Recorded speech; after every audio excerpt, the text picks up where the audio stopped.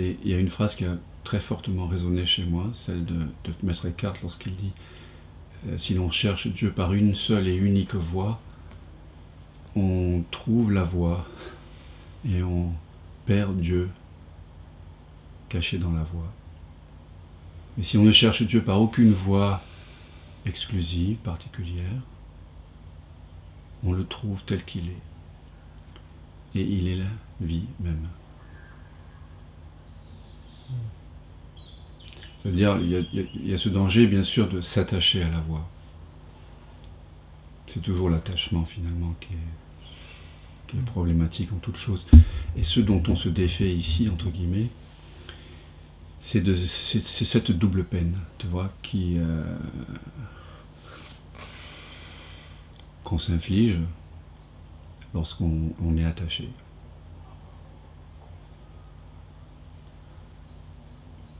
La souffrance, ça vient de l'attachement.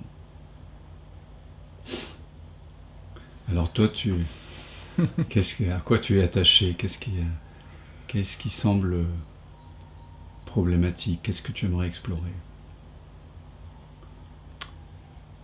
Je suis attaché à beaucoup de choses.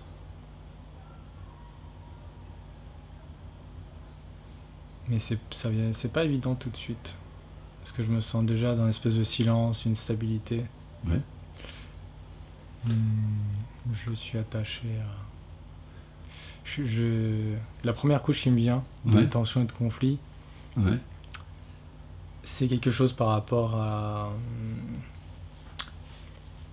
Je veux pas être une bonne personne, mais je veux pas être aussi une mauvaise personne parce que je trouve ça dangereux. Et là, depuis 3 jours, je suis un peu dans ça. Je me suis engueulé avec 2-3 personnes que j'ai rembarrées, j'ai remis de la souplesse, etc. Et ça fait que je me suis senti en colère d'une bonne façon qui comme maintenant, est presque pas émotionnelle. Je retrouvais de la tonicité dans mon corps. Oui. Mais ça m'a fait monter des narrations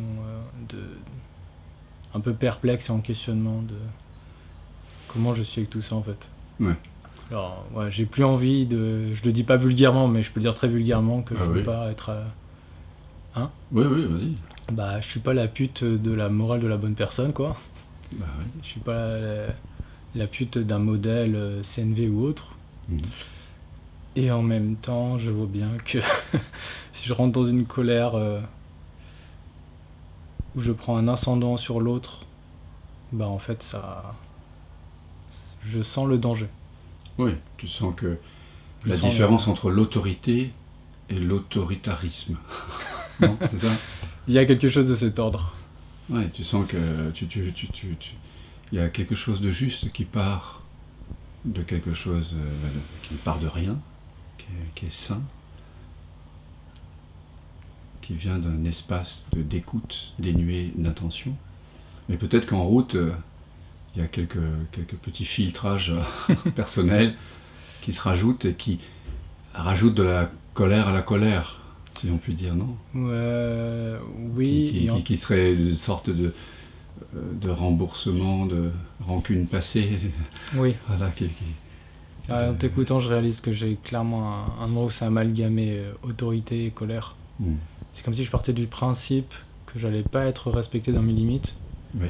Et du coup, soit je surenchéris en faisant une frappe préventive, qui est contre-productive presque tout le temps, parce que la personne se braque au lieu d'écouter ce que je disais derrière. Il n'y a pas beaucoup de forts caractères qui peuvent faire ça, donc c'est pas un très bon pari, je veux dire ça comme ça. Et du coup, j'ai ce cumul-là, effectivement. Je pars du principe que mes limites vont pas être respectées facilement, du coup, soit je surenchéris dès le début, soit je suis en vigilance et prêt au coup suivant, donc du coup je suis moins présent et moins en relation aussi. Ça m'a pas mal fait ça pendant 2 jours là. D'accord. Et alors si je te pose la question par rapport à cet enjeu qui est en train d'émerger, si je te pose la question, tout irait très bien si seulement. Qu'est-ce qui vient ? C'est-à-dire qu'est-ce que tu veux au fond ? Qu'est-ce que tu aimerais qui change ? Parce que quand on sent une douleur ou je sens ça me rend nerveux, c'est parfait. C'est bien. Oui, tu vois, c'est important de prendre le temps de circonscrire le questionnement. J'ai remarqué, ça fait 25 ans maintenant, plus que j'accompagne, et le fait de prendre un peu de temps pour le démêler, ne serait-ce que par l'apparent mental, mais pas seulement, le questionnement, qu'est-ce qu'on veut vraiment, tu vois, prendre le temps. Mais déjà, c'est 90% de la réponse, souvent. Tu vois, c'est réduire notre désir, parce qu'au fond, le désir est réductible à un désir plus intense qui est au fond de nous. Mais quand on se trouve en surface, on ne le voit pas forcément. Alors, c'est ce qui se passe là. Si tu pouvais changer quelque chose dans le monde, et quand je dis le monde, c'est Anouche, c'est le corps d'Anouche, ses réactions, ses émotions, son mental, mais c'est aussi l'autre. C'est aussi, voilà, c'est tous les autres, puisque Anouche est un autre pour ton soi, pour ton moi véritable. Qu'est-ce que tu crois qu'il faudrait changer? Parce que tout conflit vient quelque part de l'idée qu'il faudrait que quelque chose change. D'accord? Et ici, dans la non-dualité, dans l'Advaita Vedanta, on se propose de découvrir ce miracle, cette magie, qu'en fait, il n'y a rien à changer. Notre souffrance ne vient pas du fait que le monde où les choses ne se passent pas comme on espérerait qu'elles fonctionnent, mais toujours d'une méconnaissance de qui nous sommes vraiment, qui a déjà accepté tout ceci. Donc on met en relief ce qu'on croit vouloir, d'accord? On part donc d'un désir. Il faut bien partir de quelque chose. Okay. Donc qu'est-ce que tu aimerais? Voilà, qu'est-ce que tu aimerais changer? Tout irait très bien si seulement. En fait, j'ai la première couche comme si j'avais renoncé à ça. Mais c'est pas la couche qui représente mon état nerveux, là je sens que tout mon corps est tendu et tout. Ton corps est tendu là? Ouais, là je me sens nerveusement pressurisé, chaud-froid, pression partout, j'ai plein de symptômes. Ok, déjà là, peut-être avant d'aller plus loin, prends un temps, ferme tes yeux pour goûter toutes ces alarmes finalement. C'est comme si, tu sais, c'est comme dans le jeu quand on est enfant là, chaud et froid, tu sais. Là tu te rapproches de quelque chose et donc voilà, tout le corps se met en alerte. Donc par la voie du senti, d'abord on va aborder cette agitation. Tous ces départs de feu là, comme si il y avait des départs de feu d'artifice partout. Ah, ça décrit bien. Vraiment départ de feu. Voilà. Et donc, entre en intimité, si tu veux bien, sensoriellement, tactilement, vibratoirement, avec tout ça.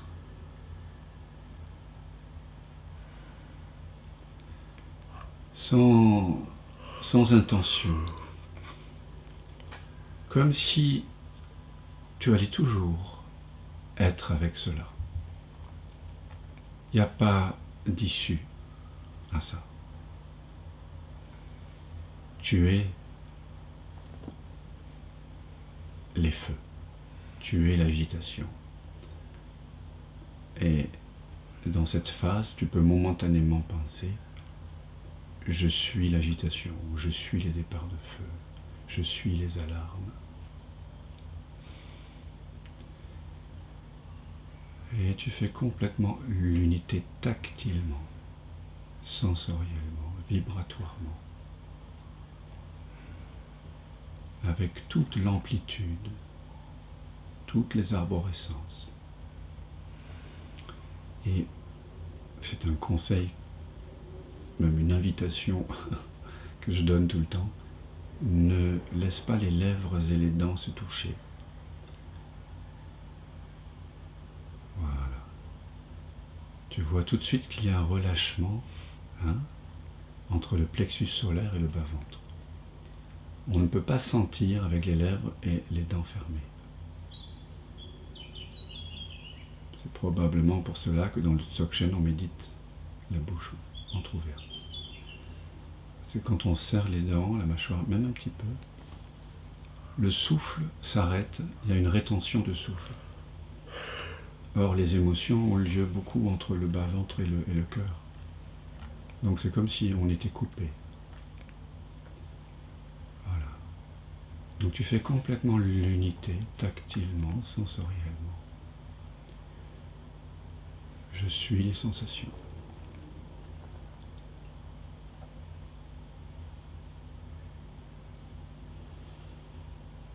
Et tu abordes ces sensations comme un enfant de 3 mois.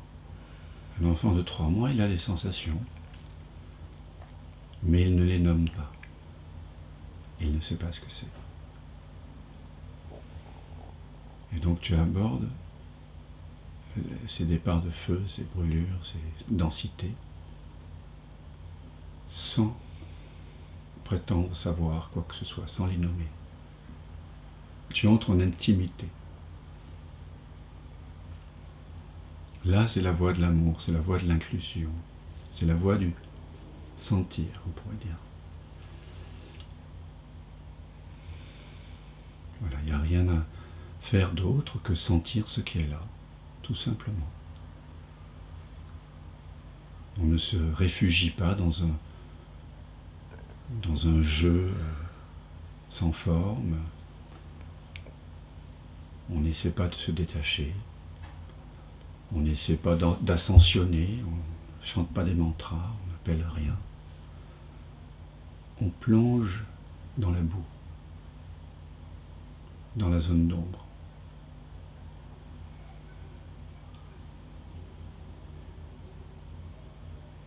On se laisse submerger complètement, un peu comme si le corps était une éponge et que les départs de feu que tu nommais tout à l'heure, qui sont en fait des sensations, des vibrations, peut-être avec une certaine intensité, étaient de l'eau tiède qui allait se répandre dans tout le corps.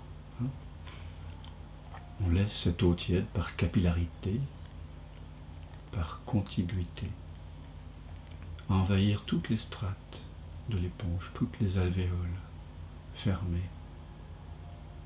Voilà. Et à un moment donné, tu vas sentir qu'entre toi et les sensations, il n'y a pas vraiment d'espace, il n'y a pas vraiment de frontières. Il y a juste peut-être une certaine confusion, puisque il y a une sorte de fonte, comme un sucre dans le café, comme un flocon de neige dans l'eau. Je ne sais pas. À un moment donné, toi et les sensations, vous fusionnez.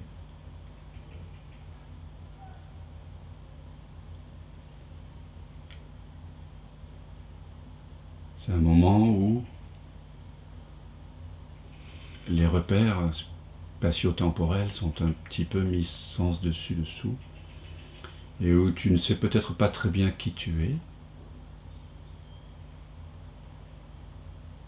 Par contre, tu sais de première main que tu es, avec plus d'intensité.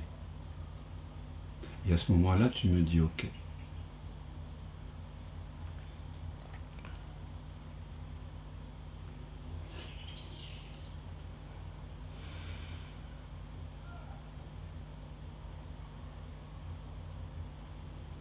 Ok.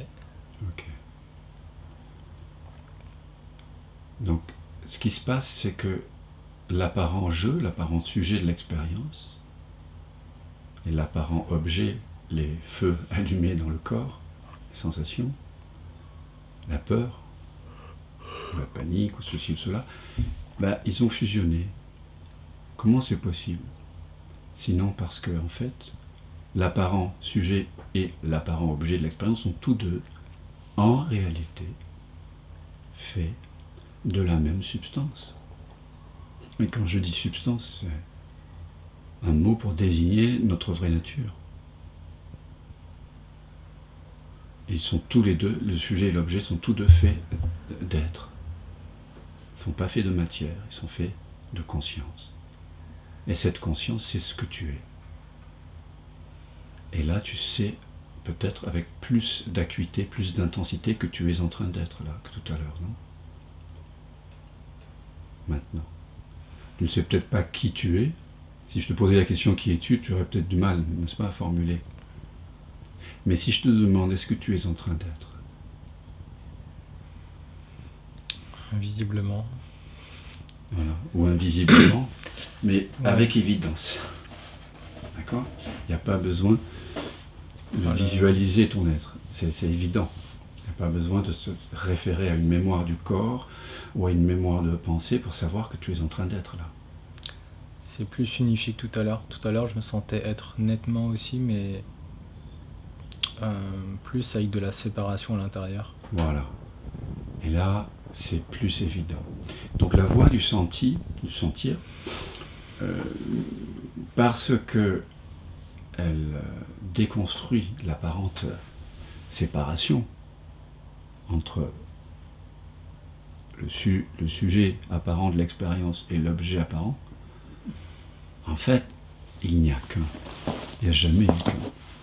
Une des façons de défaire cette illusion de séparation, c'est d'entrer en intimité, notamment avec les impressions de séparation telles qu'elles sont localisées dans le corps, sous forme de départ de feu, de crise de panique, de montée d'émotions.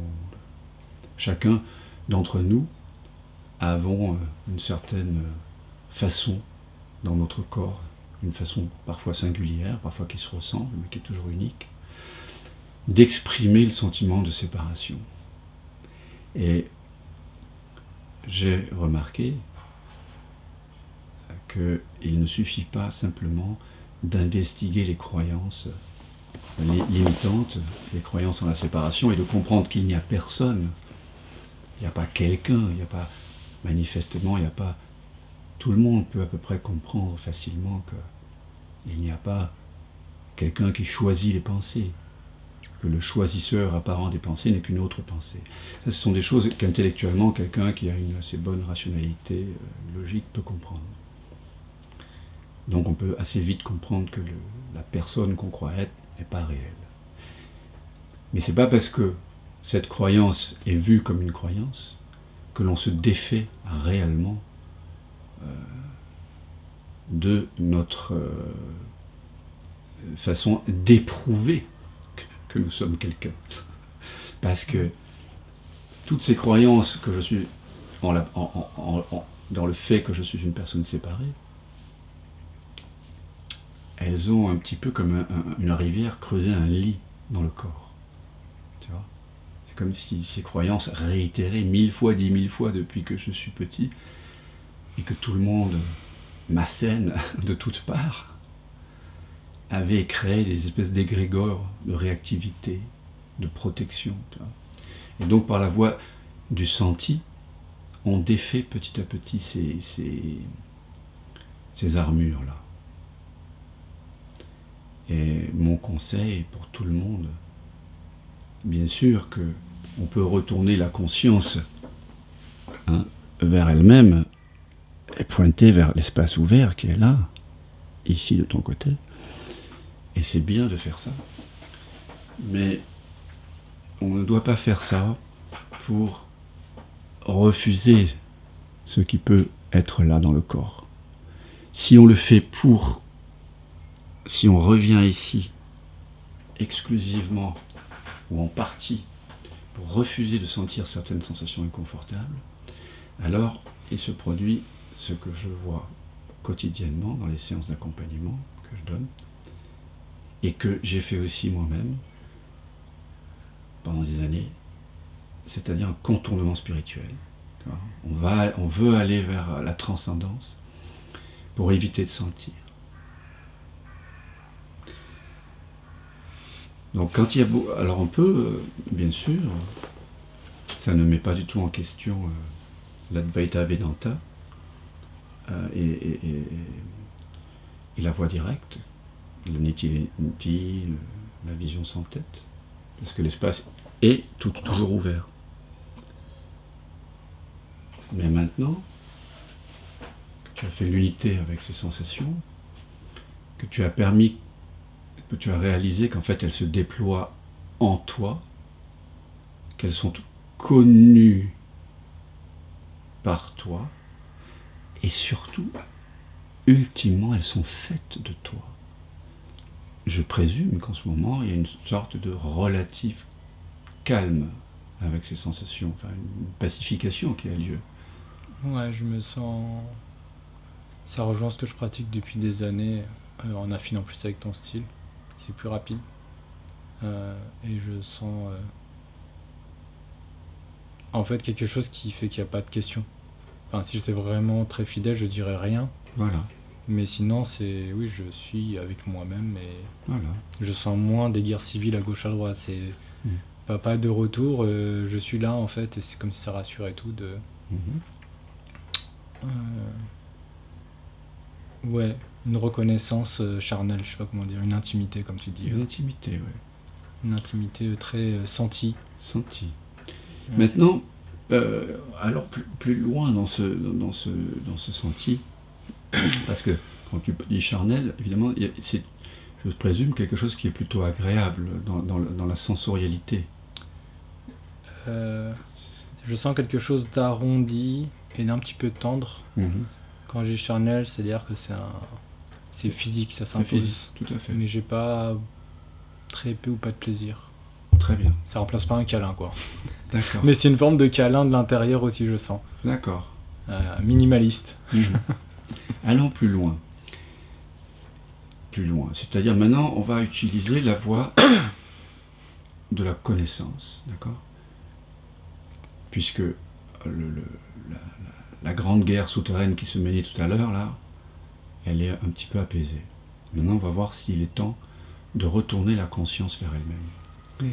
Donc, tu vois tout ce que tu viens de dire. À la fois, il y a une certaine paix qui est là par rapport à tout à l'heure, une certaine tranquillité, il y a des sensations, voilà, mais ça ne remplace pas encore un câlin, enfin, etc. Qu'est-ce qui a conscience de ce que tu viens de dire, de ce que je dis, des sons et aussi des sensations du corps? Il y a bien quelque chose qui connaît ça. Par quoi est-ce que c'est connu? C'est connu par celui qui se connaît déjà et qui s'ignore en même temps. Très bien. Très bien formulé. Et maintenant, pour pas que tu restes scotché à cette formulation, pose-toi cette question. D'où vient cela qui se connaît lui-même? Et là, tu ne peux pas répondre. Pourquoi? Parce que cela que tu formules, si tu te poses la question d'où est-ce que ça vient, ça ne va pas t'amener dans un lieu qui se trouverait dans l'espace ou dans le temps. Or, la pensée ne peut désigner que des choses qui apparaissent dans le temps et dans l'espace, c'est-à-dire des perceptions. Alors, mais néanmoins, et c'est ça tout l'art de vivre, l'art de se redécouvrir, c'est un art du questionnement. Néanmoins, pose-toi la question, d'où est-ce que ça vient? Tout en sachant que le mental ne pourra pas y répondre. D'où est-ce que cela qui se connaît lui-même vient?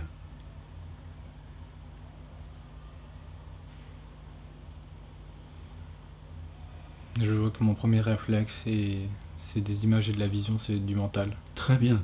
Qu'est-ce qui est conscient de cela? J'allais répondre l'inconscience. Très bien. D'où vient l'inconscience? D'où vient l'inconscience? À nouveau, lorsque la deuxième question fuse, tu sais que tu ne peux pas vraiment y répondre. Si une réponse vient, elle fuse. Mais pose-toi la question néanmoins. D'où est-ce que ça vient?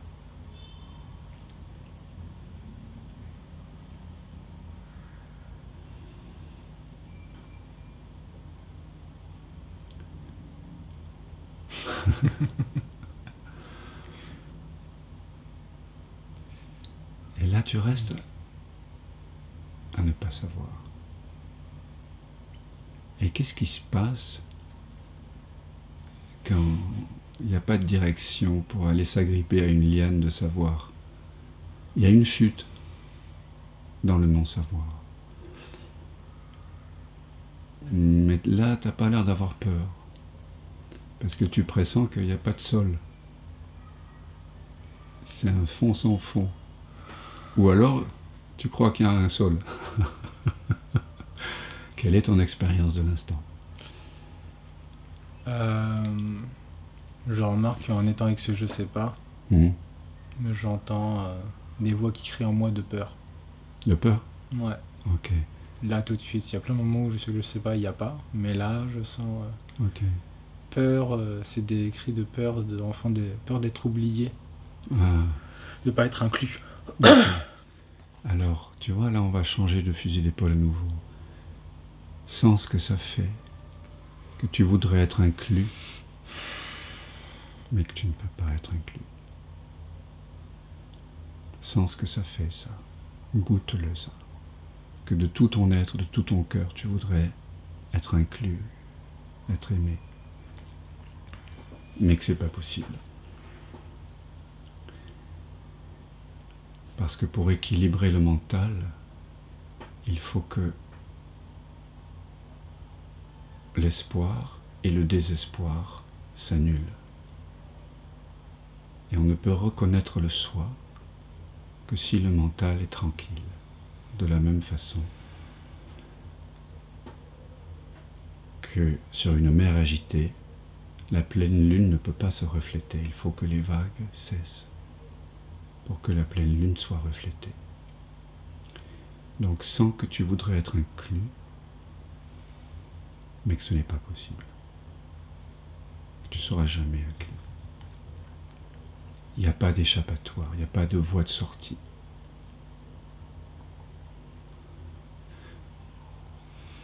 Ça se passe surtout dans le ventre et la gorge. Très bien. Maintenant deviens intime avec le ventre et la gorge. J'ai, appelle ça une expérience. Gorge, ventre. Donc il y a encore ici maintenant, quand tu dis j'ai, l'illusion de quelqu'un qui a une expérience. J'ai des sensations ou des émotions ventre et gorge. Puis maintenant, je suis les sensations ventre et gorge. Je suis. Et tu sens ce que ça fait que d'être cela. Tu deviens intime, vibratoirement, tactilement. Tu entres en osmose.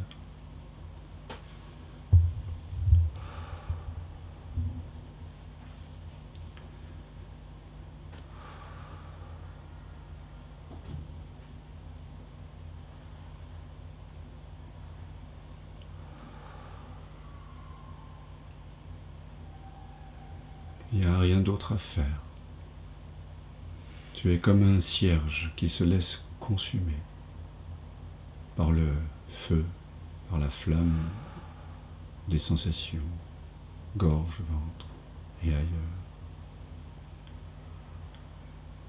C'est la voie de l'abandon.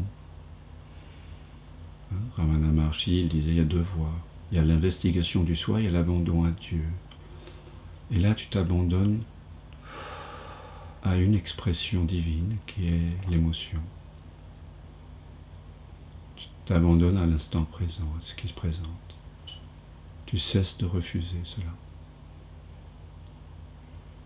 Pour la gorge, c'est beaucoup plus facile que le ventre, je remarque tout de suite. Très bien.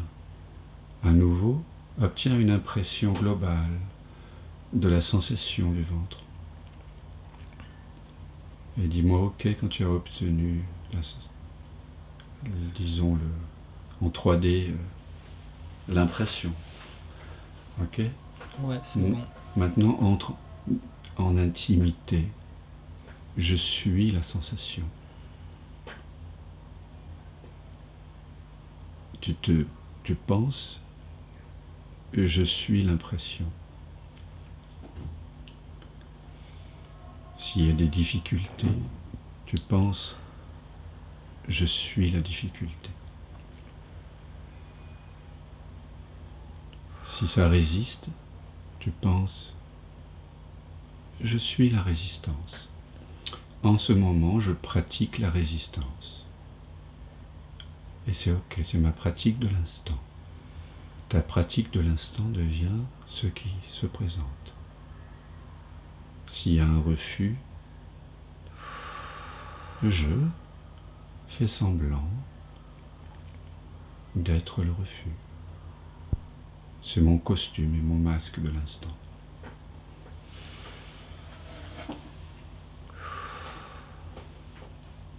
Tu peux aussi dire je suis le sans-forme qui momentanément prend la forme de cette sensation-ci.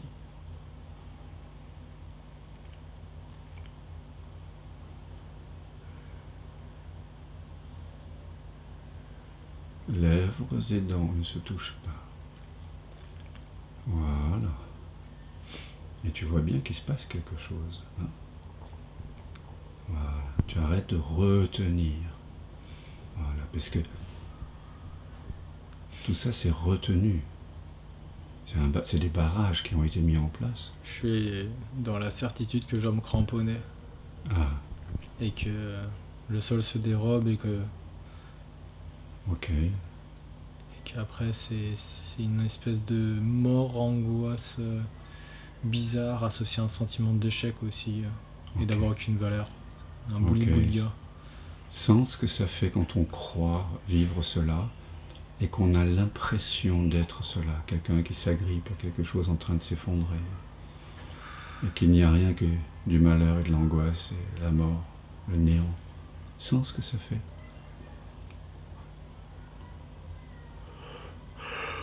Je ne te dis pas ici d'aller vers un espace de connaissance.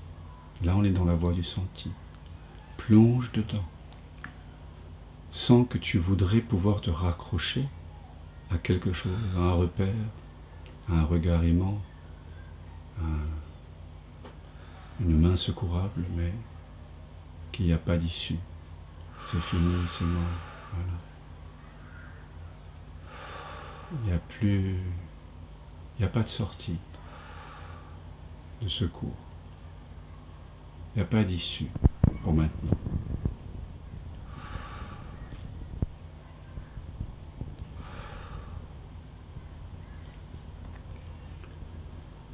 Voilà, et tu goûtes, tu sens ce que ça fait. Entre en intimité, lèvres et dents ne se touchent pas. Voilà. Et tu sens le souffle qui va, qui vient, librement. Il n'y a personne qui respire. Ça respire en toi. Chaque fois que tu expires, c'est Dieu qui t'inspire. Chaque fois que tu inspires, c'est Dieu qui expire en toi. Voilà. Il n'y a rien à contrôler, il y a juste à sentir, être avec, faire l'unité, tactilement, sensoriellement. Être tellement avec,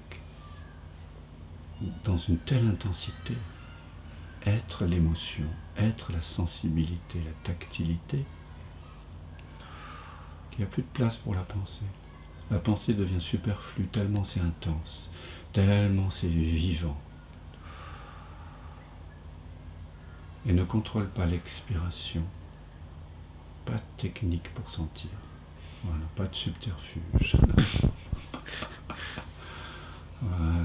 Laisse venir si les larmes doivent venir, si ça veut exploser dedans. Oui, il y a des bombes à retardement. Chaque fois que tu soulèves le pied sur une mine antipersonnelle, bien sûr, elle va exploser.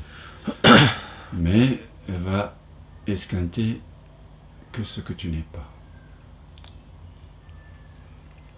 Comme le message de mon ami Alexandre qui dit « Dieu, efface-moi, efface de moi tout ce que je ne suis pas. » C'est ça la voie du sentir. C'est un effacement par amour, par abandon. C'est une consommation.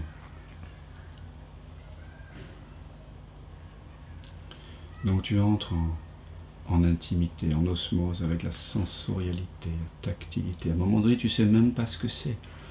Petit à petit, à force de sentir et de laisser les histoires, les scénarios, les imaginaires se fondre, tu as de plus en plus de mal à te situer. Parce que c'est la pensée qui nous donne l'illusion que l'on est situé, localisé, dans le temps, dans l'espace.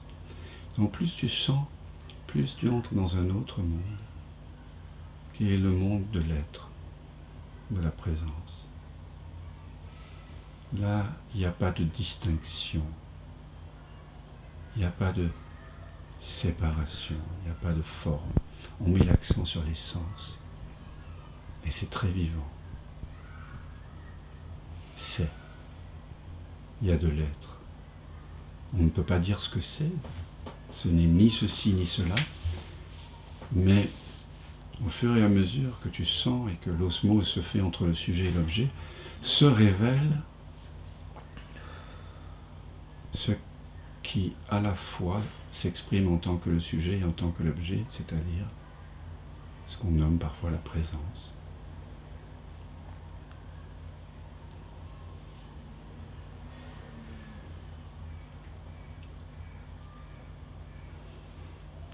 Lèvres et dents, voilà, ne contrôle pas. Ça devient plus subtil, mais remarque tous ces moments où tu cherches encore à contrôler. Je fais beaucoup d'efforts pour que ça se touche pas. Je suis concentré beaucoup dessus. Oui. Alors sans que tu voudrais que ça ne se touche pas. Parce que, et c'est ok, mais que tu n'y peux rien. Voilà. Sans que de tout ton être tu voudrais que ça ne se touche pas, mais tu es totalement impuissant. Voilà. Tu voudrais contrôler, mais que c'est pas possible. Sans ce qu'on ressent. Voilà. C'est un effondrement auquel je t'invite. Tu vois, la non-dualité, on ne cherche pas à accumuler des savoirs, à rajouter des connaissances. On cherche à provoquer la tombée des illusions. Voilà. Parce qu'on veut voir. On veut vraiment voir ce qui est. Voilà, qu'est-ce qui se passe là maintenant? Qu'est-ce qui est présent? Je sens que c'est pas facile Voilà. au niveau du ventre. Alors, ça évolue lentement. Fais l'unité avec ça. Et sens ce que ça fait sens ce que ça fait quand c'est difficile, quand c'est laborieux, quand ça résiste. Hein? Voilà. J'ai le sentiment de quelque chose qui se fait trop lentement. Et puis, je sens que c'est comme je suis en contact avec la sidération, c'est figé. C'est figé, ouais. Et en même temps, j'ai la tristesse parce que mon ami Alexandre me manque. En t'écoutant, je l'ai vu. Ah. Comme si il était super content. Et ton ami qui est décédé, que tu as accompagné. Ouais, ça fait 2-3 jours qu'il me manque. Bien sûr. Alors, sens ce manque, bien sûr. Entre en intimité avec cette tristesse, avec ce sentiment de manque, de deuil. Bien sûr. Et tu embrasses pleinement ce sentiment de manque. Voilà. Il n'y a rien à refuser. Il y a juste à accueillir.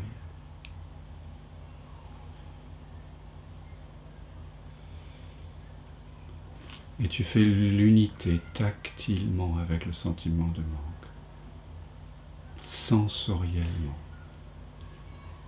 jusqu'à ce que les images, petit à petit,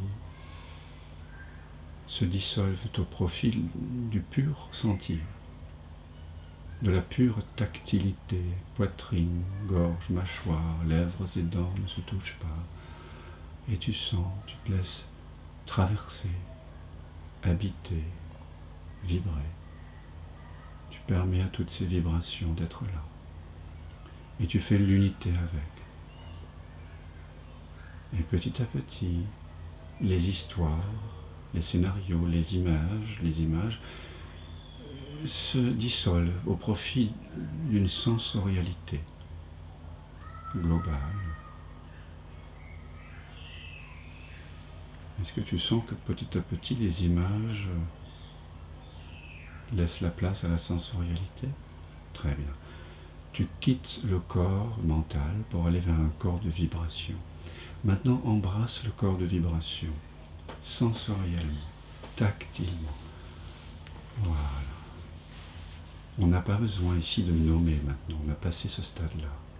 Les étiquettes mentales n'ont plus lieu d'être. C'est pure sensorialité. Tu es comme un chien sur lequel on a marché sur sa queue.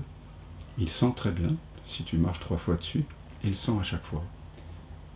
Mais il ne va pas dire mais pourquoi il fait ça. On dirait qu'il fait exprès. Le chien, il se raconte a priori pas d'histoire comme nous. Mais il sent comme nous. Le bébé aussi. Et nous aussi, toi aussi, moi aussi. On n'a pas besoin de surimposer dans l'expérience du sentir des imaginaires. Lèvres et dents ne se touchent pas, voilà. Tu entres vraiment, voilà, tu t'ouvres. Et tout ton corps s'ouvre, voilà, à la consommation, voilà. Ouais. À un moment donné, ça va dire oui. Et le oui, il est déjà là, en fait. Hein.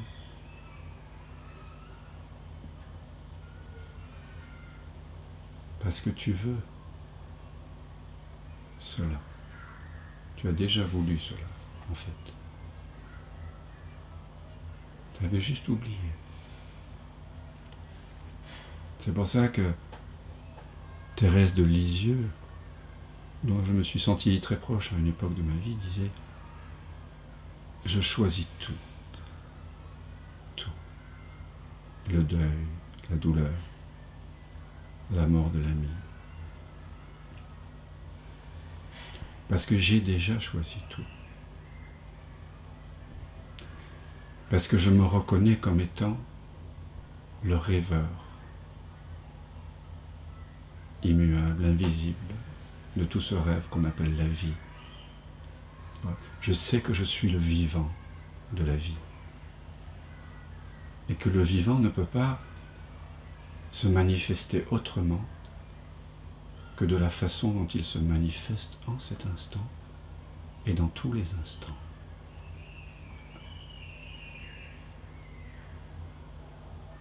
Et tout d'un coup, tu peux voir que tout ça, ça prend un sens, non pas un sens qui serait dirigé vers un but, vers un accomplissement futur, mais un sens ici maintenant, dans le vertige vertical, tu vois, de la présence, dans le hors du temps. Là est le sens de la vie. C'est la vie qui se reconnaît elle-même, c'est le vivant de la vie. C'est l'essence qui se reconnaît, tu vois. Comme ayant toujours été là, comme l'espace de présence et de conscience dans lequel tout apparaît, y compris ma voix, les sensations du corps d'Anouche, les pensées d'Anouche,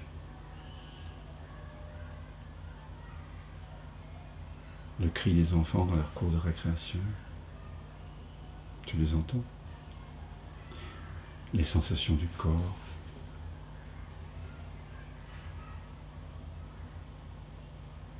Les bribes de chants d'oiseaux, la rumeur de la ville, tout ça, ça apparaît dans un espace de présence et c'est reconnu par cet espace de présence.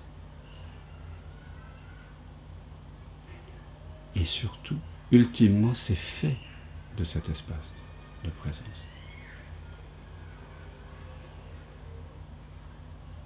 Quand tu écoutes bien, tu vois qu'il n'y a pas de séparation entre ma voix et la conscience qui en a conscience.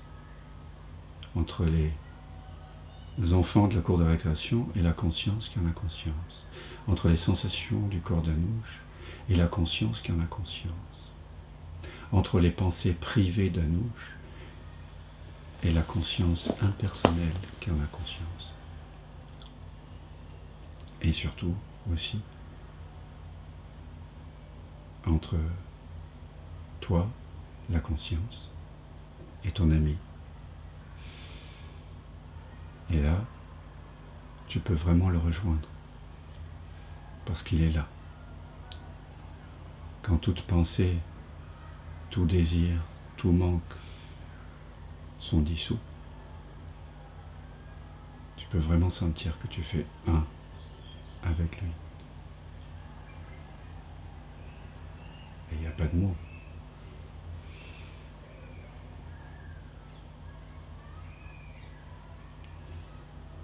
Parce que lui, c'est toi. C'est le même silence.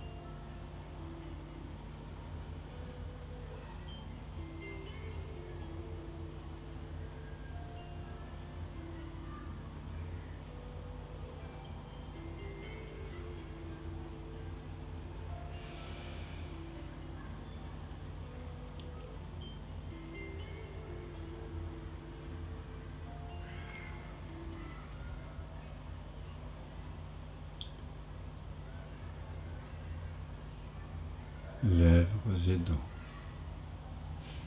Voilà. Voilà. C'est comment là? Qu'est-ce que tu goûtes? Un état qui ressemble au sommeil. Très bien. Et je sens que j'ai beaucoup de tension là, qui fait que ça serre. Ok. Et aussi dans le ventre? Dans le ventre, c'est comme des blessures. Ouais. C'est comme s'il n'y avait plus le feu actif, mais qu'il y avait les blessures du passage du feu. Comme des scories, des traces. Ouais. Très bien. Ok. Ces traces-là que tu décris, elles ne sont pas là tout le temps? Plus ou moins fort. Plus ou moins fort. Ouais. C'est très rare que je chante vraiment absolument rien.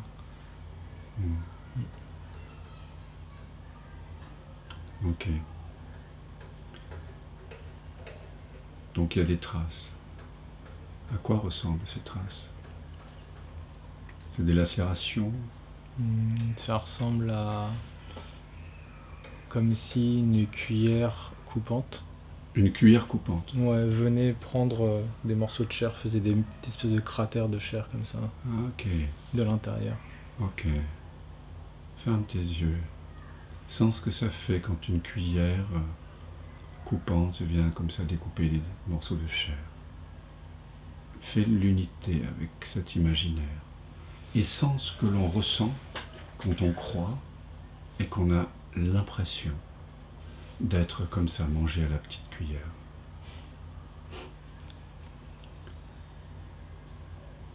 Sens ce que ça fait.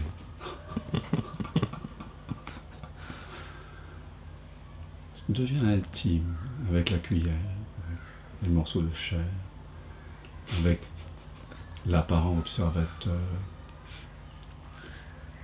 Intime au point de voir que la cuillère, la chair découpée, et même l'apparent observateur, sont tous trois une sorte de trinité, le Père, le Fils, le Saint-Esprit, qui tous trois émergent d'une seule et même conscience, d'un seul et même être.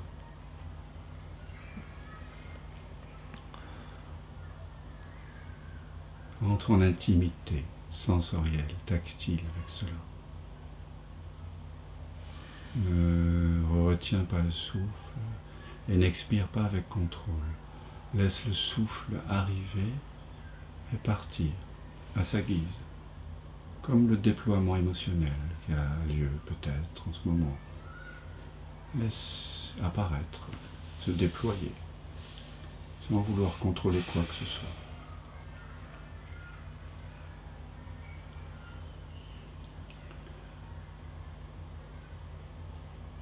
Voilà, lèvres et dents, voilà. Voilà, pas de retenue. Ou alors, voilà, je pratique la retenue. Je pratique la résistance. Je fais une méditation résistante.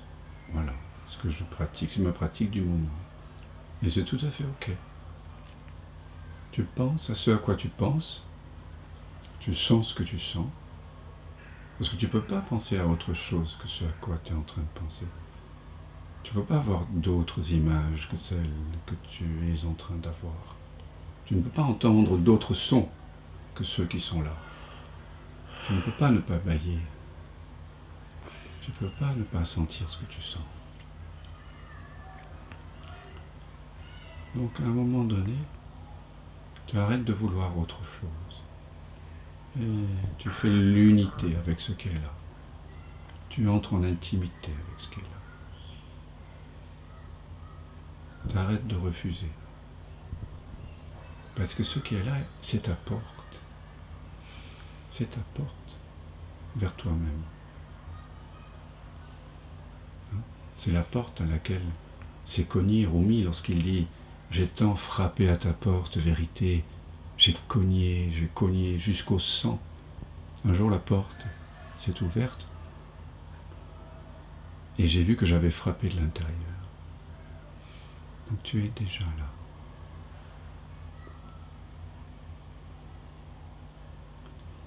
Et là, quand tu es là, tu sens, tu goûtes.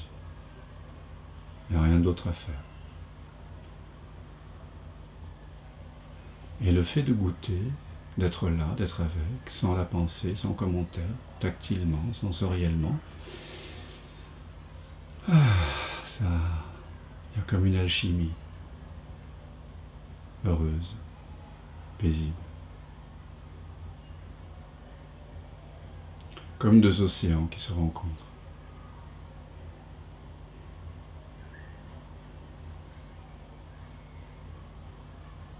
Deux vagues qui se rencontrent, avec chacun nom et forme, chacun avec une singularité, mais lorsqu'elles se rencontrent, elles perdent leur nom et leur forme. Et l'accent est mis sur l'eau, qui se révèle à travers cette rencontre. Lèvres et dents. Voilà. Qu'est-ce qui est présent maintenant? Une douleur qui fait comme ça. La gorge un peu... le fait de garder la bouche ouverte, je sais que ça m'assèche la gorge. Là, je le sens. Donc une gêne? Une gêne au niveau de la gorge, parce que j'ai la bouche ouverte. Tu veux un verre d'eau? Non, ça va, merci. Ok. Et le ventre brûlé avec une sensation un peu différente que tout à l'heure. D'accord. Ça ressemble à une brûlure plus à moitié sèche, comme si les tissus étaient à moitié desséchés par la brûlure. Ok. Et j'ai ce truc-là. Ok. Maintenant, passons à la voie de la reconnaissance. Qu'est-ce qui est conscient de ce circuit énergétique épaule, nuque, tête, brûlure de gorge, enfin surtout brûlure du ventre. Qu'est-ce qui connaît tout ça?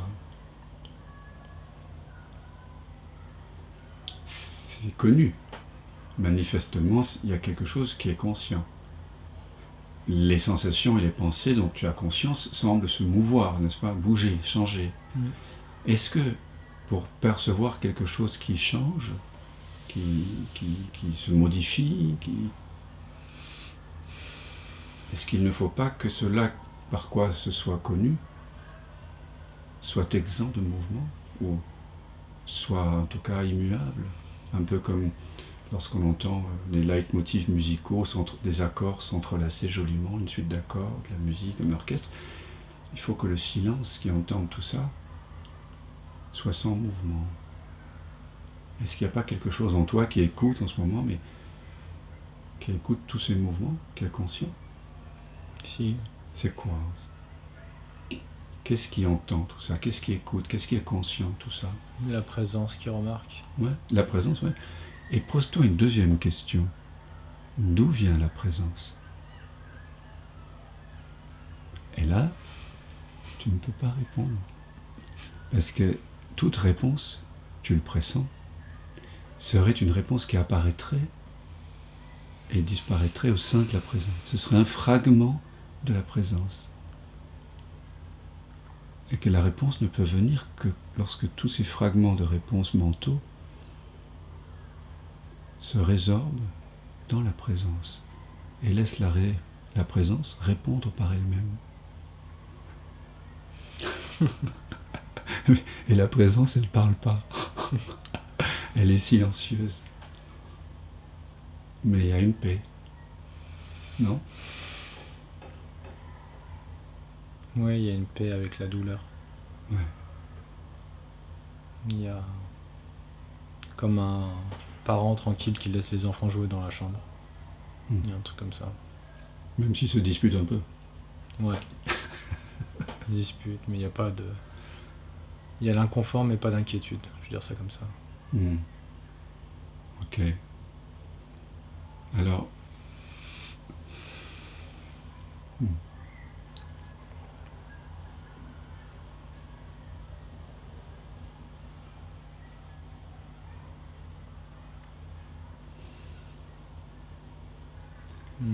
Ça relance maintenant de l'autre côté.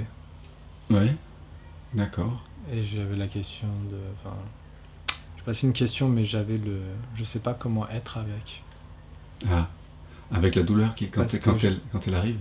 Ouais, parce qu'en fait j'ai la réponse à la question de base, si je voulais... Qu'est-ce que je voudrais modifier ouais. et tout irait bien. Là, ce qui vient, c'est... je voudrais... ne plus sentir de douleur sans une raison qui est très claire pour moi. Un truc de... Je veux bien avoir mal si j'ai du sens. D'accord, ouais. Mais si j'en ai marre d'avoir mal, même en faisant rien, en étant juste là en faisant rien, que ça apparaît, ça disparaît, ça me saoule. Ok, ben c'est bien. Au moins, on commence à arriver à la... Ouais. Alors, on va se faire continuer à jouer différemment. C'est une autre façon d'investiguer le soi. Et on va se regarder et on va faire ce jeu de révélation qui m'est venu un jour un peu miraculeux.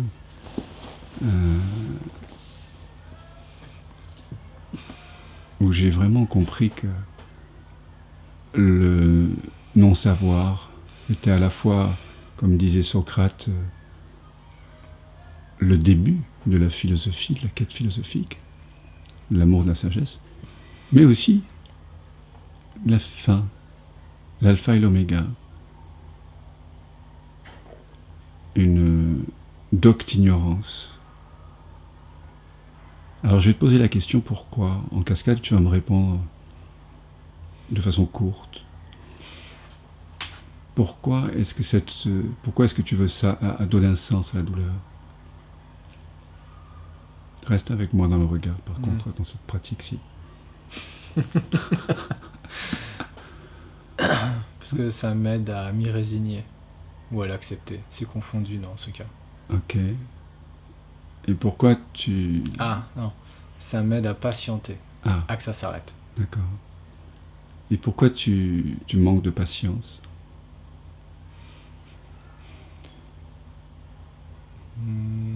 Je sais pas.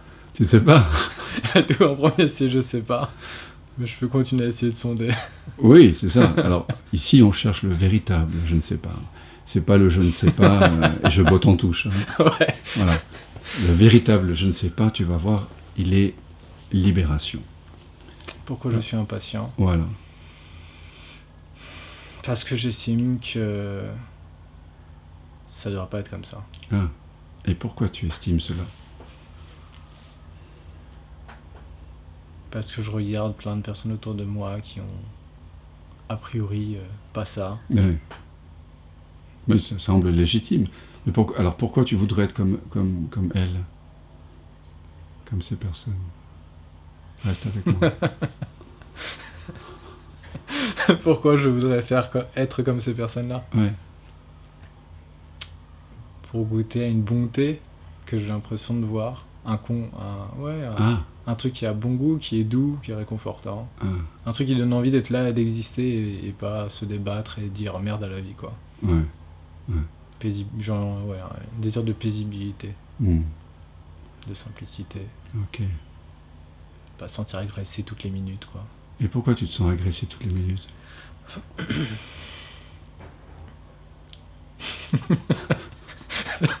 Le premier réflexe, c'est botter en touche. Ouais. Mais pourquoi tu veux botter en touche? Parce que il y a un endroit où je veux pas être démasqué. Ah. Et pourquoi? Parce que je crois que je peux exister, me sentir être que par la douleur et la souffrance. Ah oui. Et pourquoi cela? Parce que j'ai beaucoup connu ça petit. Ouais. Et pourquoi tu as connu ça beaucoup petit? Tu peux dire A ou B, si tu veux. C'est-à-dire Bah, tu peux penser à des situations et dire A. Ah oui, ok. Hein, tu n'es pas obligé de dire en mots. Tu peux, mais tu n'es pas obligé. C'est juste que tu aies l'attention dessus. Pourquoi est-ce que tu as connu ces situations petit? Parce que la vie fut ainsi. Ouais. Et tu sais pourquoi elle fut ainsi? Je connais les histoires. Je connais les histoires. Oui, et pourquoi tu les connais? Parce qu'on me les a racontées, parce que je cherchais du sens. Oui. Pour mieux supporter. Et tu sais pourquoi elles se sont passées comme ça? Je sais comment, mais je sais pas le pourquoi du pourquoi. Ah. Mais tu te poses la question? Tout de suite, non. Ok. Ça me perd, en fait. Ouais. Et c'est en se perdant qu'on se retrouve. J'ai l'impression que je me dissocie si je cherche le pourquoi Ah oui, ça, tu as j'ai raison. se passer, quoi. Ok. Mais néanmoins, c'est ce que tu fais en permanence. Puisque tu penses que le sens de la vie, c'était l'objet de départ de ce jeu de révélation-ci, c'est que tu veux que ça ait du sens. C'est ce que tu m'as dit. Et à chaque instant, je remets en cause mon existence et l'existence autour. Okay. Et pourquoi? Pourquoi tu fais ça? Parce que j'ai l'impression que je suis un bug. Ah. Et pourquoi tu as J'ai l'impression que j'aurais dû mourir. Ah. Et que c'est pas normal que je sois là. Ah. Et que c'est comme si on me faisait une farce. Tellement c'était à un endroit insupportable. Ok. Pourquoi c'était insupportable?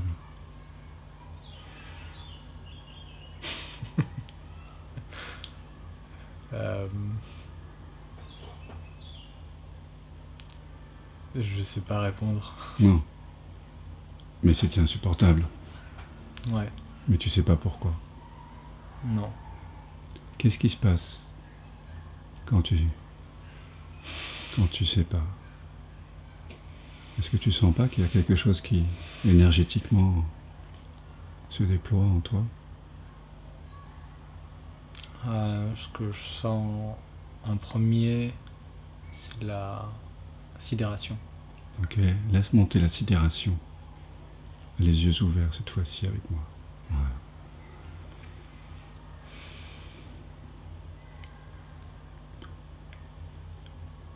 Tu laisses monter ce sentiment de sidération et tu restes avec moi les yeux ouverts. Voilà, tu te laisses regarder. Voilà.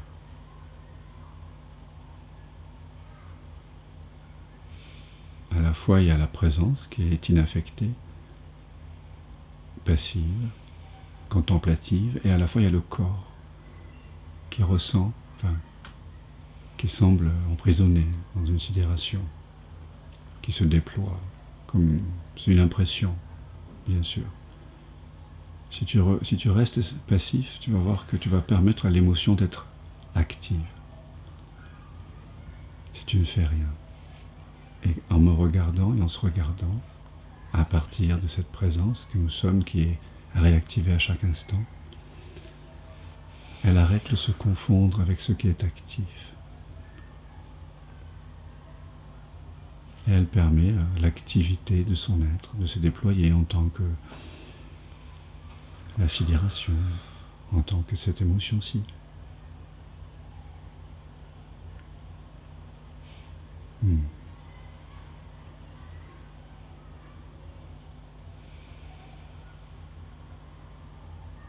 Alors, c'est un peu comme là, si on accompagnait à partir de la présence que tu es déjà,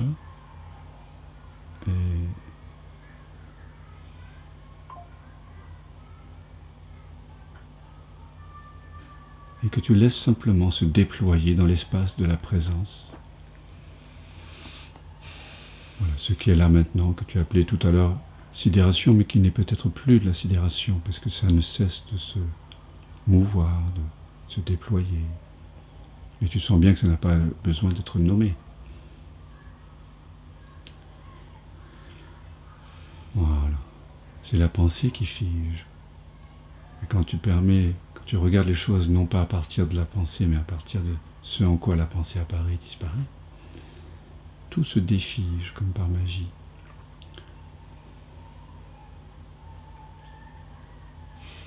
C'est la pensée qui donne l'impression d'être collé, d'être sérieux.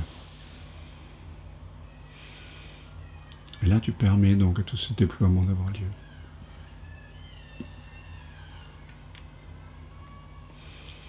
Et à un moment donné, le déploiement, il se tarit, non? Il y a un moment, il y a un tarissement du déploiement. Parce que le déploiement, c'est quoi? C'est quelque chose, c'est un nœud qui a été contracté et qui se libère. Il n'y a plus besoin de le protéger.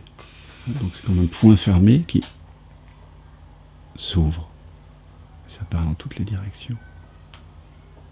Et ça révèle l'espace qui avait toujours été là.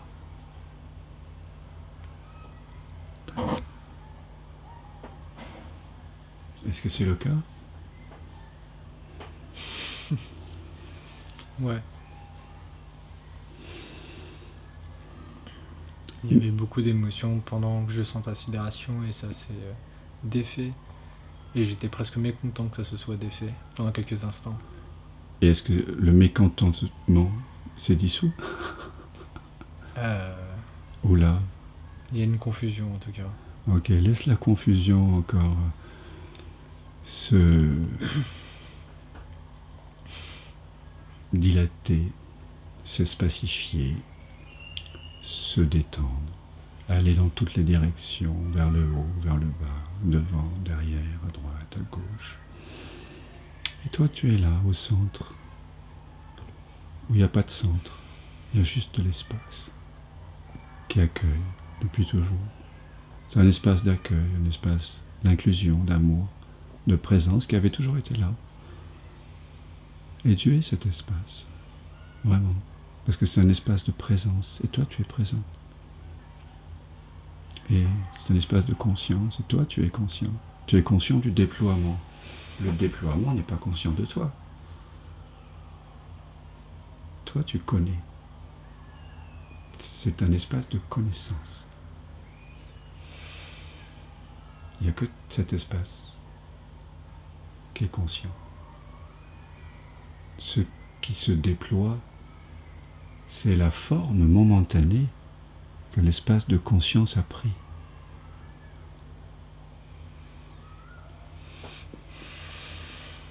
Ça change.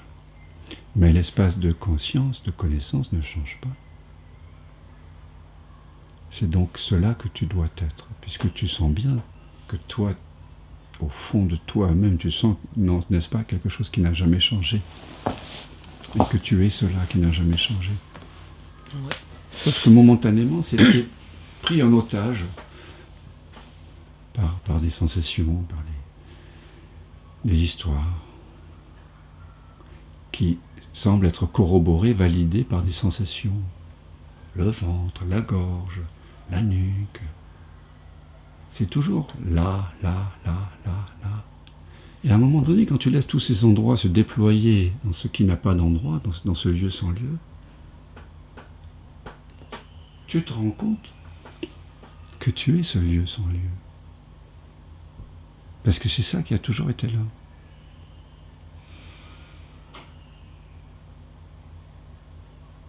La douleur, elle est localisée. La souffrance, elle est localisée.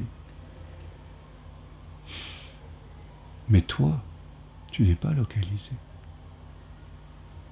Toi, tu n'es pas localisé. Tu n'as jamais été localisé, toi. Tu es l'espace dans lequel les apparentes localisations de souffrance momentanée et apparente apparaissent et disparaissent. Tu le vois, ça? Je sens en même temps qu'Alexandre me remanque. Que? Alexandre me remanque en même temps. Oui. C'est comme si j'avais envie qu'il soit à côté et qu'il Alors, en profite aussi. Qu'est-ce qu'il reste d'Alexandre? Est-ce que tu as vu son corps mort? Oui. Tu as vu le cadavre? Oui. Qu'est-ce qu'il reste aujourd'hui de ce cadavre? Ça fait 1 an et demi, donc je sais pas, des vers. Ouais. Je ne connais pas la vitesse de décomposition dans un cercueil. Voilà, ça change. Le corps, il change. Il continue à changer. Qu'est-ce que tu partageais au fond avec lui, sinon ce qui ne change pas? Au-delà, bien sûr, de toutes ces pensées, de toutes ces questions-réponses que vous faisiez l'un à l'autre, tous ces partages humains. Mais au fond, quel était le socle de tous ces partages? Sinon la présence qui était là. Mais peut-être un peu en arrière-plan, peut-être que vous n'étiez pas conscient pleinement que c'était la conscience que vous partagiez et que tu avais mis un peu l'accent sur la forme que cette conscience prenait dans les partages. Tu vois ce que je veux dire? Et peut-être que maintenant, tu as la sensibilité, la maturité, pour sentir que ce que vous partagiez, c'était la présence. En fait. Alors, maintenant, tu redécouvres que tu es cette présence. Est-ce que lui, entre guillemets, il cesse d'être cette présence? Alors comment pourriez-vous être séparés? C'est un attachement à l'aventure humaine, le camarade de jeu. Ouais. Sinon, en tant que conscience, j'ai pas de tristesse. Ah. C'est seulement quand surgit le partenaire de jeu. Ok. Et tous ses désirs et la détresse avant de mourir aussi. Ouais. Toute la souffrance, en fait. Toute la souffrance émotionnelle et physique pendant les 6 mois où je l'ai connu en le voyant quasiment tous les jours. Quand il déclinait, que son corps déclinait? Ouais, mais même quand je l'ai connu, il m'a dit que sa vie tenait à un fil. D'accord. Même si rien n'était diagnostiqué, il le savait. D'accord. C'était quoi déjà comme... Il est mort d'un cancer très agressif à l'hôpital, mais quand je l'ai connu 6 mois avant tout ça, Il sentait quelque Et pour chose. lui, c'était très clair qu'il avait brûlé différentes parties de son corps, sa hanche, son cerveau et tout ça, et que sa vitalité était infime et qu'il était presque bionique. C'était presque de la triche, sa façon de continuer à fonctionner. Mhm. Quand tu évoques ça, qu'est-ce qui se passe en toi? Une Là, forme maintenant. d'admiration Ok. pour son agilité, Mhm. son habileté Mhm. à tenir le coup Mhm. et à quand même vivre Ouais. au max et Ouais. partager. C'est beau. Il me disait souvent, si je disparais demain, ça y est, c'est bon, t'as compris, t'as reçu, tu peux continuer sans moi. Mhm. Plusieurs fois, il m'a demandé Parce ça. que vous aviez une relation initiatique. Ouais, c'était un ami, c'était aussi initiatique. On va dire que c'était 3 quarts lui, 1 quart moi, Ouais. l'un pour l'autre. Ouais. Mhm. Mais est-ce que tu vois que tout ça, quand tu l'évoques maintenant, c'est des pensées, des images et des sensations? Ouais. Ok. Maintenant, pose-toi la question, qu'est-ce qui est conscient de ces images et de ces sensations? Au nom de quel jeu est-ce que ces images et ces sensations s'élèvent? Celui qui aime. Celui qui aime. Alors maintenant, va vers celui qui aime. Et décris-moi celui qui aime. Parle-moi de lui.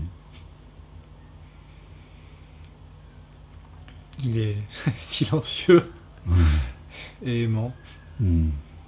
Et il est touché comme une corde qui vibre. Comme si c'était Mhm. toutes les formes de l'univers qui vibraient Hmm. à une note de musique. Ok. Comme Dieu qui est touché par ce qu'il est, Mhm. incluant les trucs les plus insupportables. Mhm. Mais maintenant, on recule encore d'un pas. Il y a encore des images. Très belles, très poétiques. Qu'est-ce qui est conscient de toutes ces images de Dieu? Toutes ces histoires à propos de Dieu, qu'est-ce qui est conscient de cela? Qu'est-ce qui, dans quel espace de connaissance est-ce que toutes ces images apparaissent, sinon toi? C'est toi qui es conscient de tout ça, n'est-ce pas? Ces images, elles apparaissent aussi, elles disparaissent. Alors, qui es-tu vraiment? Quel est ce jeu? J'ai envie de mettre des mots dessus. Oui, oui, c'est comme ça. Alors justement, mets des mots dessus. On va explorer. Je suis celui qui est partout et nulle part en même temps. Ok. Et tu le sens là? Ou tu le dis?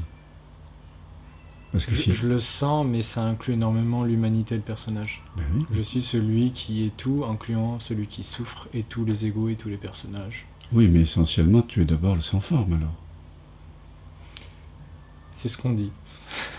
Ça, tu le sens pas. Si.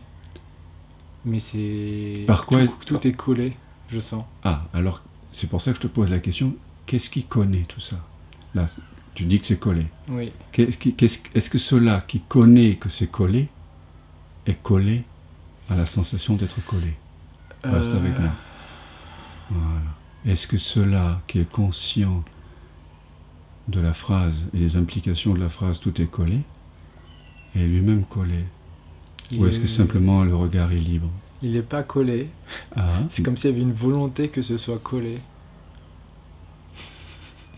Mais tu me dis qu'il n'est pas collé. Il n'est pas collé. Mais c'est comme s'il y avait une volonté que ce soit collé. Oui, mais le comme si. Oui. Qu'est-ce qui est conscient du comme si? Ça c'est mon traducteur. Hein? C'est mon décodeur. Oui, mais qu'est-ce qui est conscient du décodeur? Il y a plein de couches et après il y a celui où je peux plus parler. Oui, mais qu'est-ce qui est conscient? Parle-moi de cela qui est conscient, de tout ce que tu viens de dire. Est-ce que cela qui est conscient de tout ceci a des limites?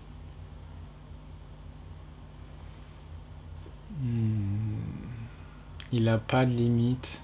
C'est sûr? Faisons pas à pas. Est-ce que ça a des limites? Non, mais ça n'a pas non plus l'opposé.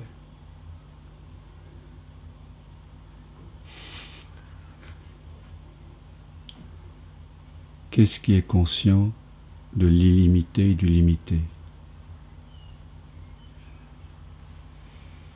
J'ai envie de répondre quelque chose qui n'est pas conscient.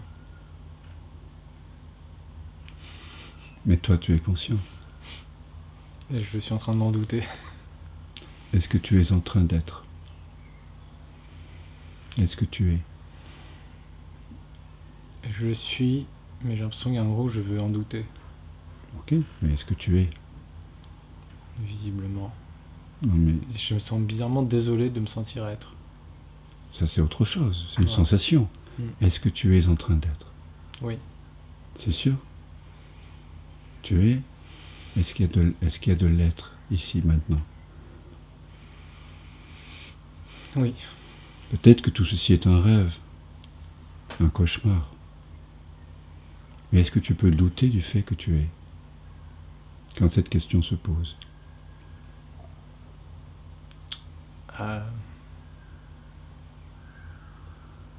J'ai envie de dire oui, je peux en douter. Mais qui peut en douter? Est-ce que l'être peut douter de lui-même? Ou est-ce que c'est juste une pensée? C'est une pensée. D'accord. Mais toi, tu n'es pas une pensée. Je suis complètement collé. C'est une impression. Tu es conscient du fait que tu dis que tu es collé. Tu es conscient de l'impression d'être collé. Non? Je me sens dans un brouillard et une confusion, comme si je flirtais avec la folie ou la psychose tout de suite. Il y a un truc comme ça. Ok. Mais tu en es conscient. J'en suis conscient par Non. un espèce de regard contrôleur, comme un garde-fou. Mais tu es conscient du garde-fou. Qu'est-ce qui connaît le Oui. garde-fou? En fait, c'est ça. Je me sens loin de moi-même. Ok. Le toi-même, qu'est-ce qui en est conscient?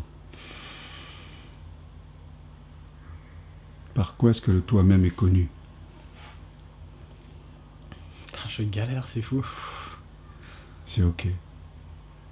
Qu'est-ce qui est conscient de jeu de galère?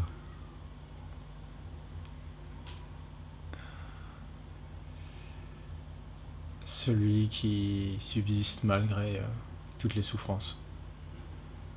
Qu'est-ce qui est conscient de je subis? Le soi. D'où vient le soi? De la conscience dans un corps.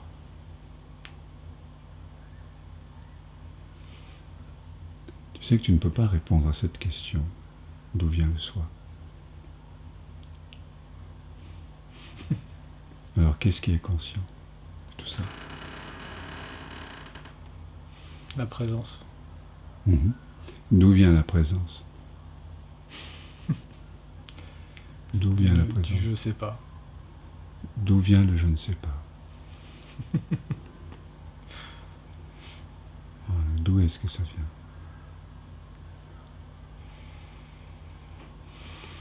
D'où est-ce que ça vient?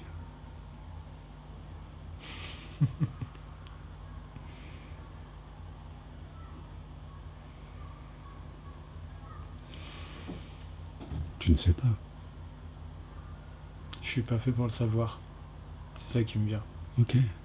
Est-ce que tu peux rester avec ce je ne sais pas? Juste rester avec. Est-ce que c'est paisible ou est-ce que ça cherche? Il y a les deux. Ok. Mais tu en es conscient des deux? Ouais, au moins deux, peut-être trois. Ok. Maintenant, ferme les yeux. Je vais te poser une question. Si tu ne fais pas référence à la mémoire, ni à la pensée, est-ce que tu sais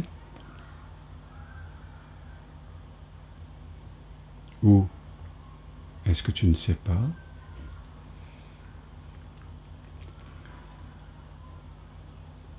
Ou, toujours sans faire référence à la mémoire, ni à la pensée, ni aux émotions, ni l'un ni l'autre. Et tu réponds par toi-même.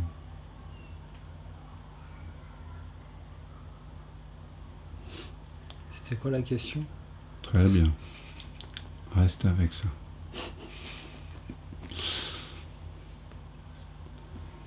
Si tu ne fais pas référence à la mémoire, ni à la pensée, est-ce qu'Alexandre te manque réellement? Ou, toujours sans faire référence à la pensée ni à la mémoire, est-ce qu'il ne te manque pas du tout? Parce que ce que tu es n'a aucun manque. Ou, encore, sans faire référence à la mémoire, ni à la pensée, ni aux émotions, ni l'un ni l'autre. Et tu réponds par toi-même.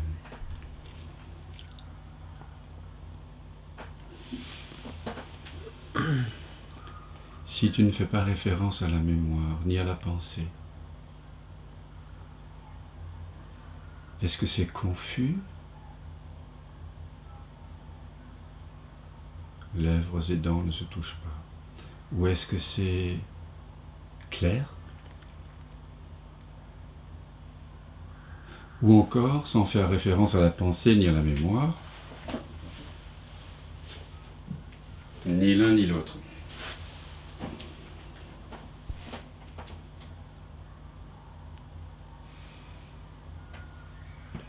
Au fond, c'est ni l'un ni l'autre. Ouais. Maintenant, je voudrais que tu explores le ni l'un ni l'autre. Parce que le ni l'un ni l'autre, c'est cet espace de non-savoir. Et dans l'espace de non-savoir, il n'y a pas de tension vers un attachement quelconque. C'est au-delà de ceci ou de cela. C'est en deçà, d'accord? Tu es au contact avec ni l'un ni l'autre, avec un espace de conscience et de présence, n'est-ce pas? Est-ce que cet espace a des limites? Le ni l'un ni l'autre. Pas vraiment, la question de limite se pose pas dedans. D'accord?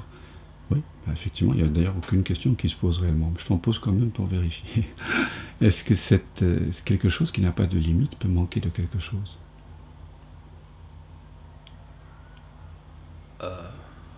Peut manquer de limite.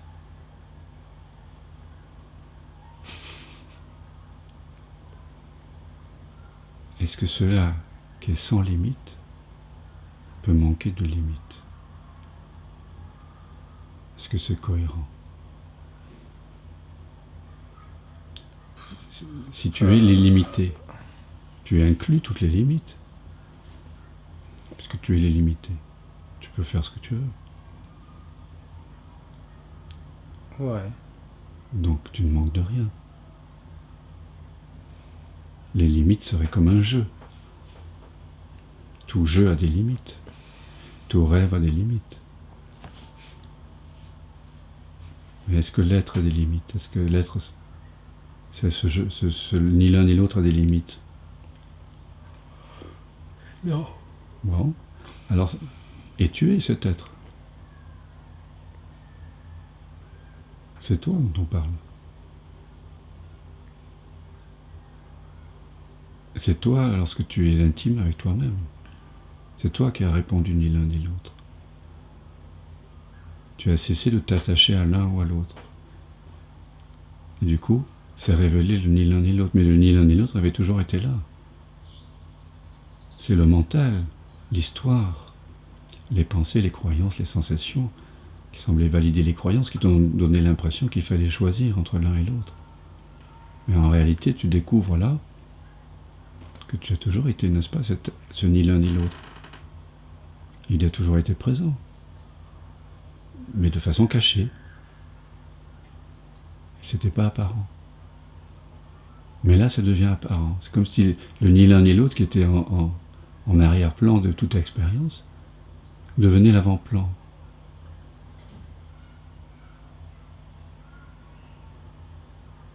Et finalement, c'est cela qu'on appelle l'éveil. C'est que l'être qui est toujours là se réalise.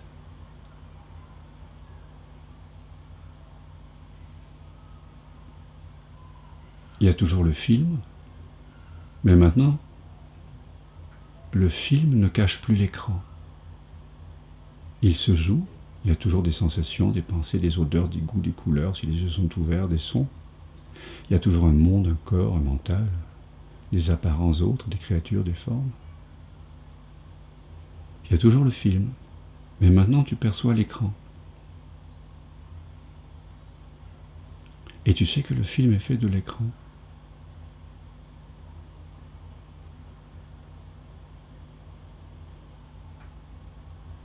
Tu regardes et sens et écoutes différemment les bruits du monde.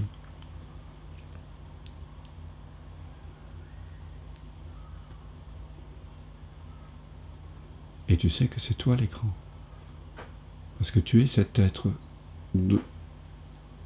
dans lequel tout apparaît et disparaît, par lequel tout est connu, et dont toute perception est faite, parce que tout apparaît à 0 centimètre de toi, n'est-ce pas?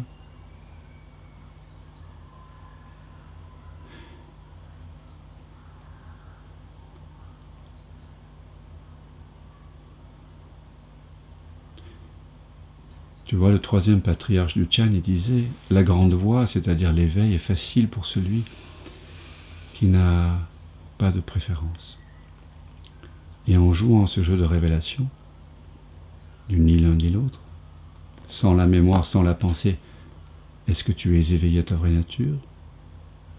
Ou est-ce que tu es ignorant de ta vraie nature? Ou encore, sans la mémoire, sans la pensée, ni l'un ni l'autre?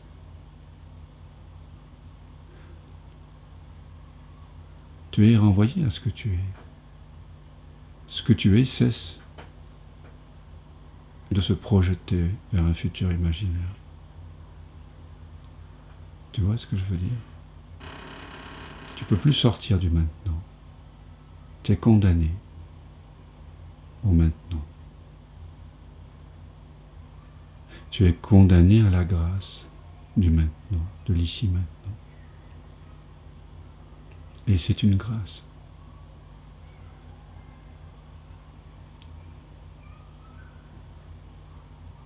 Est-ce qu'il ne règne pas une paix ici maintenant? Dans cet espace de non-savoir, dans cet espace de ni l'un ni l'autre? Si. Est-ce qu'il ne règne pas une forme de complétude, de plénitude dans cet espace? Est-ce que ça manque de quelque chose, cet espace? Dans mon senti, ça manque de... Ça manque De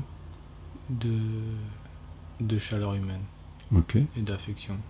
Ok. Alors... Ok. Alors sans la mémoire, sans la pensée, est-ce que je manque de chaleur humaine? Sans la pensée, sans la mémoire, est-ce que je manque de chaleur humaine? Ou est-ce que je ne manque de rien? Sans la pensée, sans la mémoire, ou encore ni l'un ni l'autre.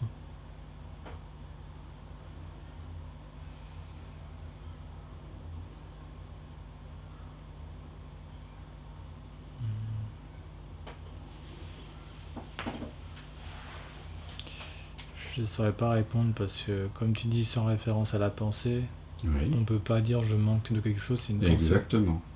Et la découverte de qui tu es, ça doit être quelque chose qui précède la pensée.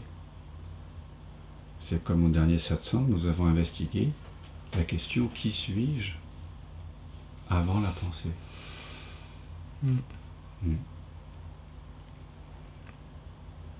Alors qui es-tu avant la pensée? Avant la mémoire?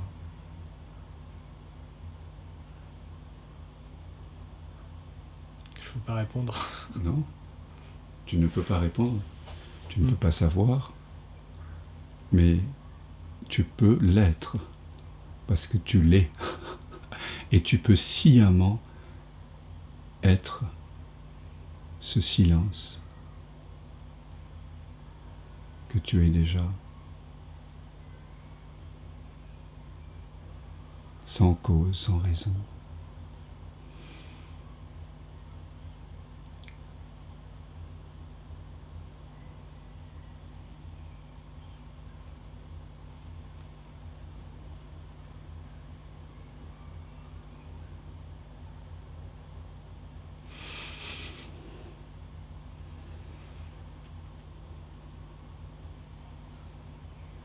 n'y a pas de raison. Il n'y a pas de pourquoi là. Maître Eckhart, il disait, si on demandait à la vie 1000 ans durant pourquoi est-ce que tu vis,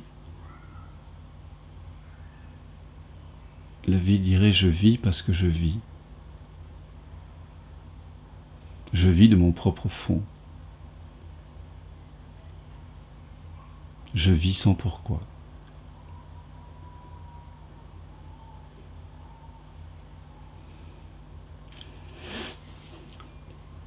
Angelus Silesius, un poète mystique allemand, je crois, du XVIIe siècle, disait dans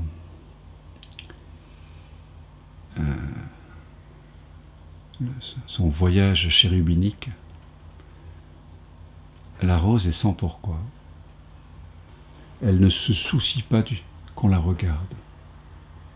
Elle fleurit d'être en sa fleur.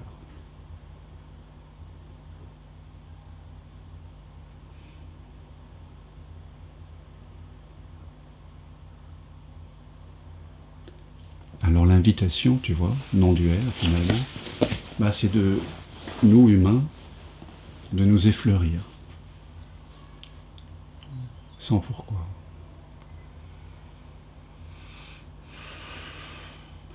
Sans demander qu'on nous regarde. D'aimer inconditionnellement comme la fleur, qui se rend vulnérable au point de s'ouvrir vers la lumière. En s'ouvrant, elle risque d'être bouffée. Elle va se faire bouffer, d'ailleurs. Mais elle s'ouvre. C'est plus fort qu'elle.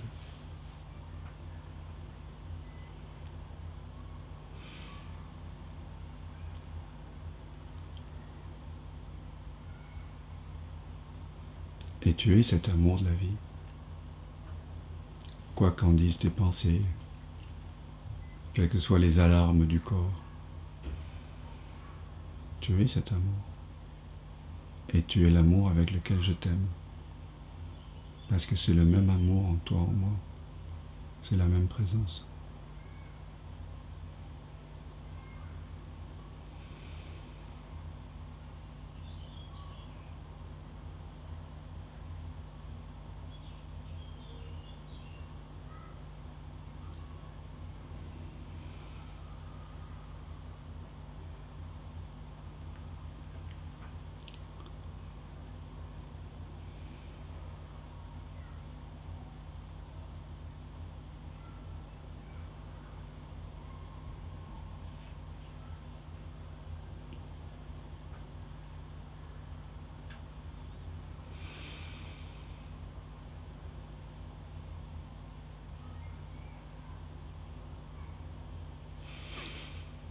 Toute cette souffrance, au final, c'est que l'amour qui se cherche.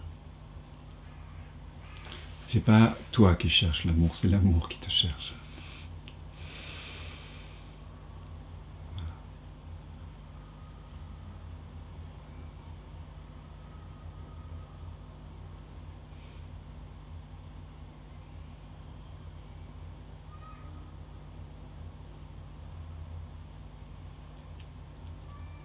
Je pense à ton amie. J'espère qu'elle est au courant, elle aussi. Alexandre, on l'inclut dans nos prières. Et tous ces êtres qui sont en train dont le corps est en train de péricliter ou de souffrir sur les champs de bataille, ou dans les hôpitaux. Plein de choses sont en train de naître et de s'éteindre.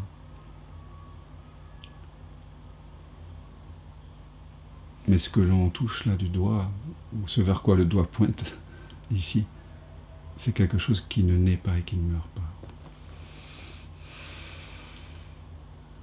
Et pour avoir accompagné les gens en fin de vie pendant plusieurs années, et pour avoir frôlé la mort à 3 reprises, ce que j'ai toujours senti, c'est qu'au moment du passage, il y avait cette paix, de sentir que tout ceci était un rêve, un beau rêve.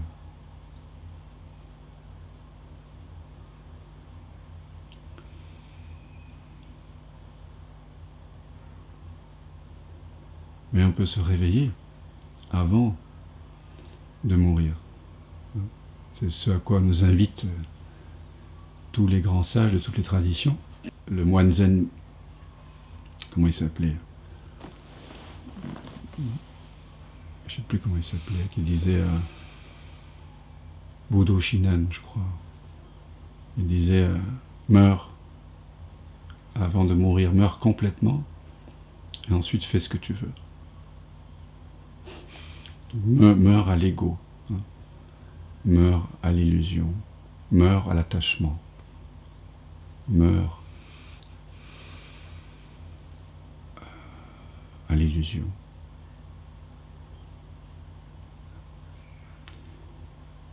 Et comment il s'appelait Saint Augustin. Aime et fais ce que tu veux. Mais on ne peut aimer vraiment que lorsque notre moi illusoire a été crucifié. Lorsqu'on l'a laissé, on a laissé se consumer les apparents choix, les apparents attachements. Et en mourant, Alexandre, il veut t'enseigner cela. C'est son plus beau cadeau. C'est de te dire que tu dois te détacher de cet imaginaire aussi, pour le retrouver là où il est vraiment, c'est-à-dire ici maintenant, dans ton cœur, dans la chapelle silencieuse du cœur.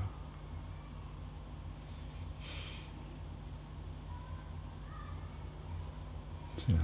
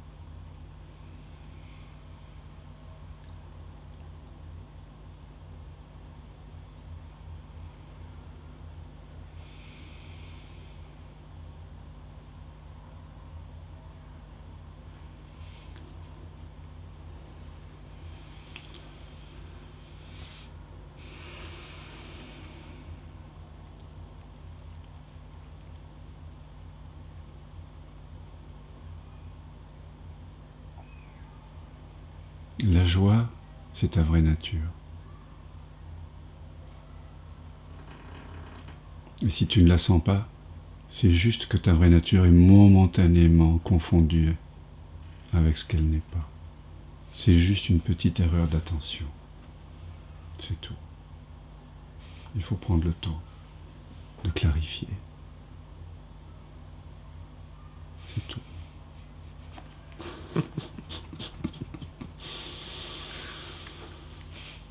Merci à toi. Merci.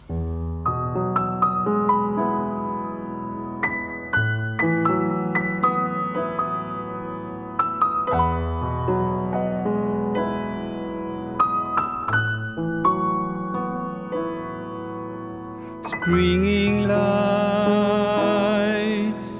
summer rise, autumn leaves me alone.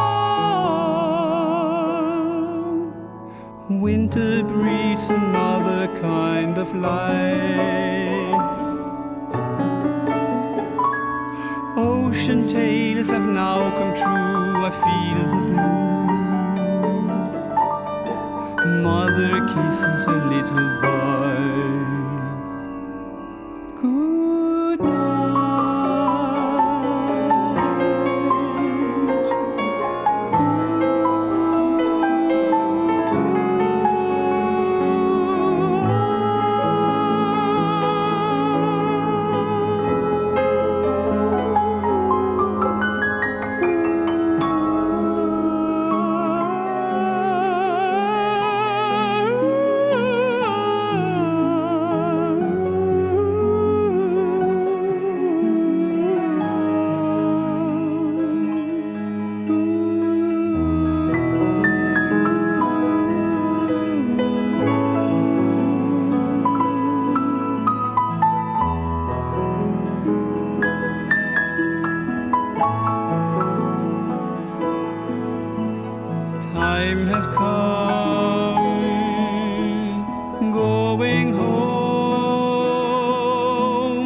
freezing like an insect or a universe.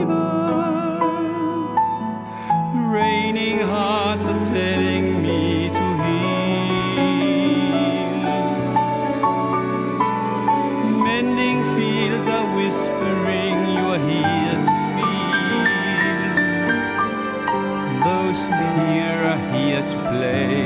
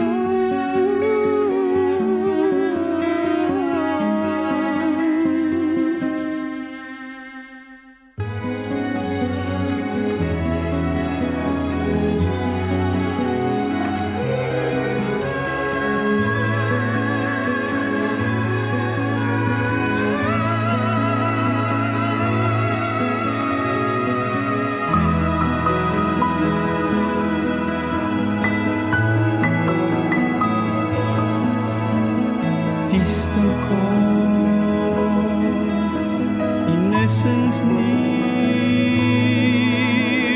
no one to show me the way.